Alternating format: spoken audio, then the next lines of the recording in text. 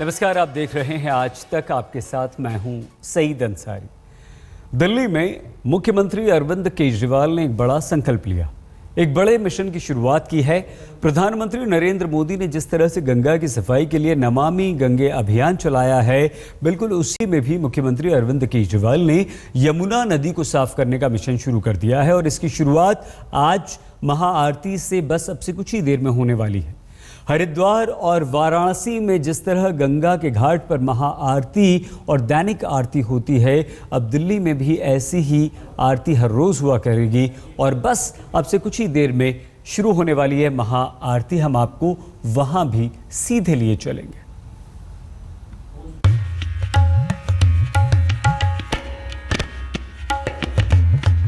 केजरीवाल का मिशन नमामि यमुना, बदलेगी यमुना की तस्वीर और तकदीर। यमुना में लगेगी आस्था की डुबकी। हरिद्वार वाराणसी की तरह यमुना में महाआरती। दिल्ली सरकार ने अपने सबसे अहम मिशन की ओर कदम बढ़ा दिया है। यमुना के घाटों को बेहद खूबसूरती के साथ सजाया गया है। जहां कल तक गंदगी के ढेर नजर आते थे, वहां अब झंडे और जश्न का मंजर है। केजरीवाल सरकार का संकल्प है कि गंदगी से भरे यमुना के पानी को इतना निर्मल बनाया जाए कि लोग इसमें आस्था की डुबकी लगा सकें। ठीक वैसे ही जैसे गंगा को लोग पूजते हैं, उसमें स्नान करते हैं, वैसा ही नजारा दिल्ली के यमुना घाटों पर भी होगा। ऐसी केजरीवाल सरकार को उम्मीद है, इसलिए मुख्यमंत्री ने छठ पूजा के मौके पर यमुना घाट जाने का फैसला किया। यमुना के घाटों पर खासी हलचल दिख रही है। गीता कॉलोनी के पास बने कुदेशिया घाट पर छठ का महाजश्न मनाया जा रहा है। ये दो तस्वीरें बता रही है कि यमुना के अच्छे दिन आने वाले हैं। केजरीवाल सरकार ने कुदेशिया घाट पर महाआरती और छठ के जश्न का आयोजन किया है, तो वहीं दूसरी तरफ यमुना के घाटों की सफाई की है। नदी के अंदर और किनारे फैली गंदगी को साफ किया जा रहा है। दिल्ली सरकार की कोशिश है कि यह सफाई अभियान यूं ही चलता रहे और लोग भी यमुना को साफ रखने में सहयोग करें।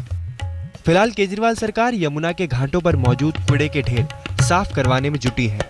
छठ पूजा के लिए यमुना के तट पर जो घाट बनाए गए हैं अलग अलग, उनमें तैयारियां पूरी चल रही हैं। आपको दिखाना चाहेंगे कि जेवीसी यहां पर लगाया गया है। हम लोग गीता कॉलोनी के घाट पर मौजूद हैं और यहां पर चूंकि लोग पूजा करने आते हैं, इसलिए इस पूरे इलाके को साफ किया जा रहा है। इसका अलावा यमुना नदी जो यहाँ पर दिखाई दे रही है, वो अच्छी खासी तादाद में यहाँ पर गंदगी दिखाई दे रही है और उसको साफ करने का काम भी शुरू हो चुका है। अगले 2 दिनों के भीतर इसको पूरी तरह से साफ करने का लक्ष्य रखा गया है। केजरीवाल सरकार का दावा है कि यमुना की सफाई सिर्फ एक नदी की सफाई नहीं, बल्कि मिशन है। और दिल्ली के सीएम के इस मिशन को ठीक उसी तरह आगे बढ़ाया जाएगा जैसे पीएम के नमामि गंगे मिशन को पूरा करने की कोशिश हो रही है। मणिदीप शर्मा और पूनम शर्मा के साथ अमित चौधरी, दिल्ली आज तक। अरविंद केजरीवाल सरकार ने यमुना की सफाई के लिए एक ठोस प्लान तैयार किया है। जिस तरह से गंगा सफाई अभियान में केंद्र सरकार की मशीनरी और जनता को जोड़ा गया, उसी तरह केजरीवाल सरकार ने भी यमुना सफाई अभियान से लोगों को जोड़ने की प्लानिंग की है। और इसके साथ ही यमुना के लिए केंद्र से 3 गुना बजट भी बनाया है। मतलब किसी भी मामले में केजरीवाल सरकार प्रधानमंत्री नरेंद्र मोदी के नमामि गंगे मिशन से पीछे नहीं रहना चाहती। दिल्ली में यमुना के अच्छे दिन लाने के लिए केजरीवाल सरकार ने एक मास्टर प्लान तैयार किया है। ये वैसा ही प्लान है जैसा पीएम मोदी ने गंगा के लिए तैयार किया है। वाराणसी में प्रधानमंत्री मोदी ने गंगा को साफ करने के लिए कई अभियान शुरू किए हैं। ठीक उसी तरह दिल्ली की केजरीवाल सरकार ने यमुना को साफ करने के लिए अभियान शुरू कर दिया है। केजरीवाल सरकार ने यमुना के घाट और उसके पानी को साफ करने के लिए कई स्तर पर तैयारियां की है। केजरीवाल सरकार गंगा की तर्ज पर यमुना की महाआरती कराएगी।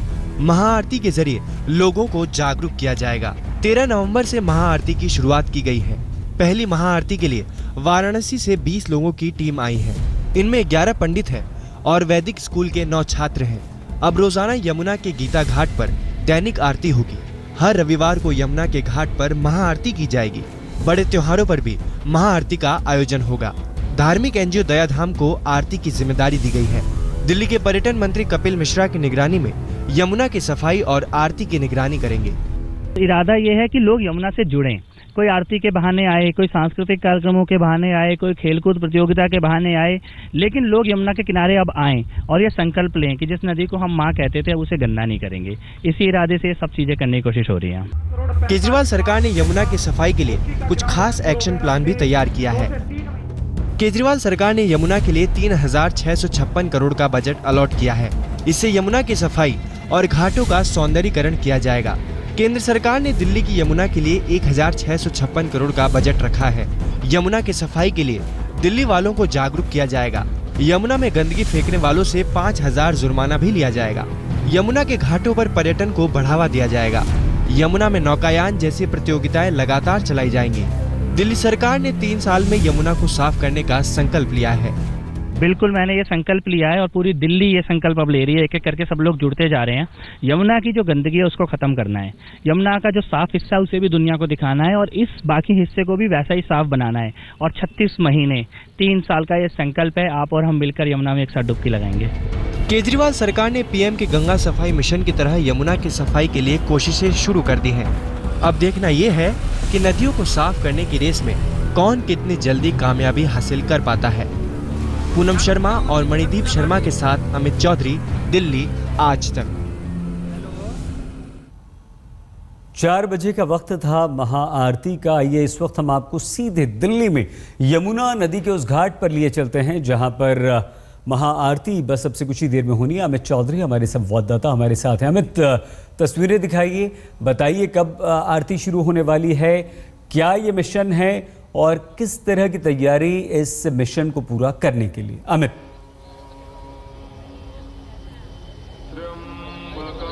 देखिए, बस अड्डे के साथ में कुदेशिया घाट है। ये कुदेशिया घाट से बिल्कुल लगा हुआ ये गीता घाट है। वहां पर ये फिलहाल ये तैयारियां चल रही है और आपको मैं दिखाना चाहूंगा कि किस तरीके से लोगों की जो भीड़ है वो लगातार यहां पर जुट रही है। लोग लगातार यहां पर पहुंच रहे हैं। सारी तैयारियां हो चुकी हैं। कुछ देर के बाद ही यहां पर मुख्यमंत्री अरविंद केजरीवाल भी पहुंचेंगे। उनके साथ उप मुख्यमंत्री और पर्यटन मंत्री भी मौजूद होंगे।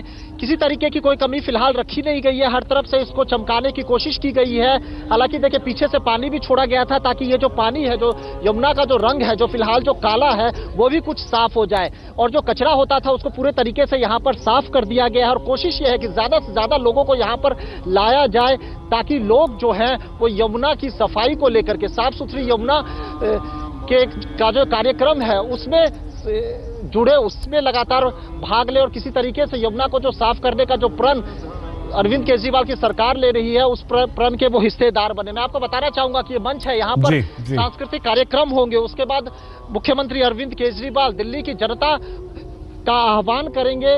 उन्हें साफ यमुना के लिए वो जो कैंपेन चला रहे हैं उसके लिए उनसे संकल्प भी लेंगे। जी, बहुत धन्यवाद अमित। अमित चौधरी हमारे संवाददाता जानकारी दे रहे थे। तो अब गंगा घाट पर जो आरती दिखाई देती है वो अब यमुना पर भी दिखाई देगी। फिलहाल रुख अगली खबर का। अब बात आस्था के नाम पर अंधविश्वास और अंधविश्वास के नाम पर अग्नि युद्ध की। तरक्की, तकनीक, ताकत के मामले में नई इबारत लिखने वाले हिंदुस्तान में अंधविश्वास के नाम पर आस्था लोगों को लहूलुहान कर रही है। मध्य प्रदेश के इंदौर में दिवाली के एक दिन बाद लोग एक जंग लड़ने की तैयारी करते हैं। जलती हुई बारूद से लोग एक दूसरे पर अंधाधुंध हमला करते हैं, घायल होते हैं।